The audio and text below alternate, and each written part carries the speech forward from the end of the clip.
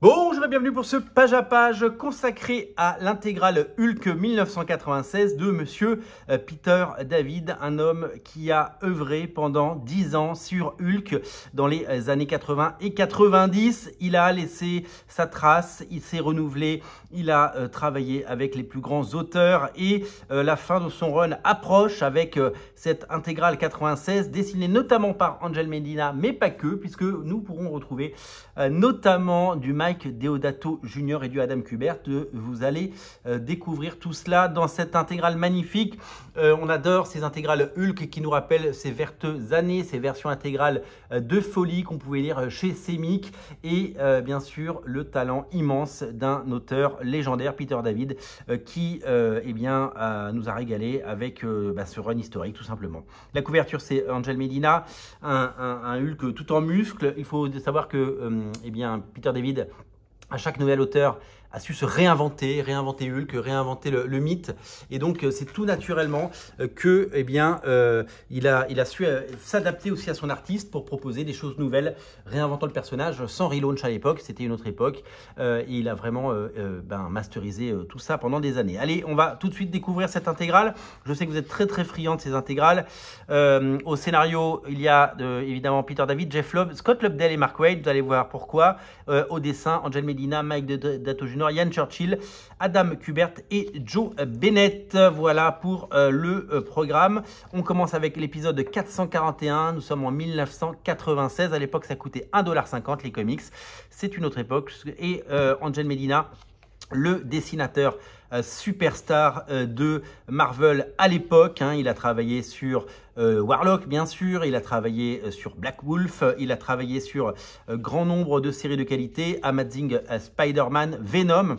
Il a vraiment fait des choses exceptionnelles. Puis, il est parti travailler, vous le savez, avec Todd McFarlane, où il a proposé des choses étonnantes, notamment sur la série régulière Spawn, bien entendu, mais aussi sur Sam & Twitch, une série scénarisée par Brian Michael Bendis à l'époque. Rendez-vous compte, on parle vraiment d'une autre époque.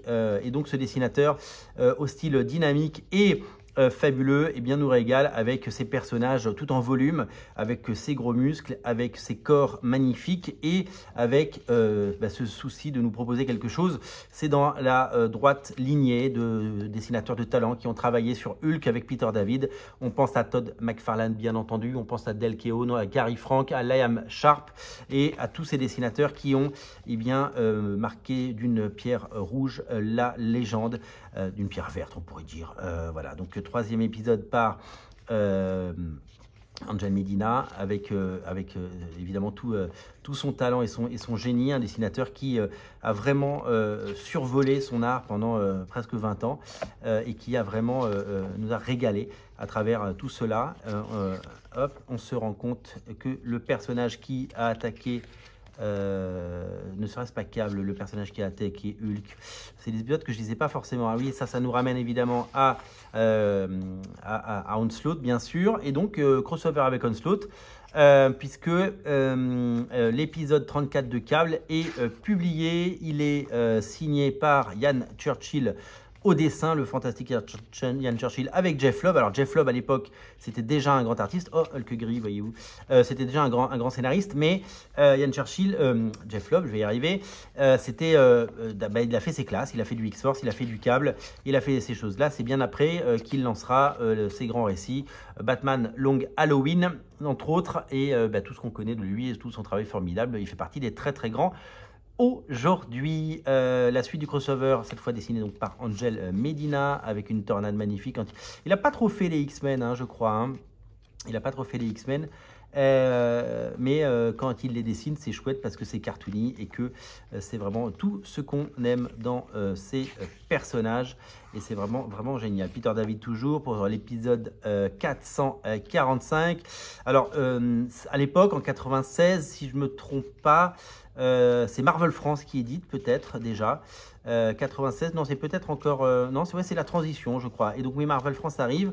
Donc les versions intégrales telles que nous les avons connues ne sont plus ne sont plus édités et je crois que j'avais dû abandonner la série parce que je n'ai par exemple aucun souvenir de cet épisode qui a priori signe aussi le départ de cet auteur. C'est le crossover Onslaught et donc du coup Panini réédite l'épisode Onslaught Omega avec notamment les dessins fabuleux du légendaire Adam Kubert, hein, déjà là à l'époque en 96 avec tous les personnages. Alors Hulk n'a pas, si il est là quoi, mais bon c'est très étonnant de mettre cet épisode.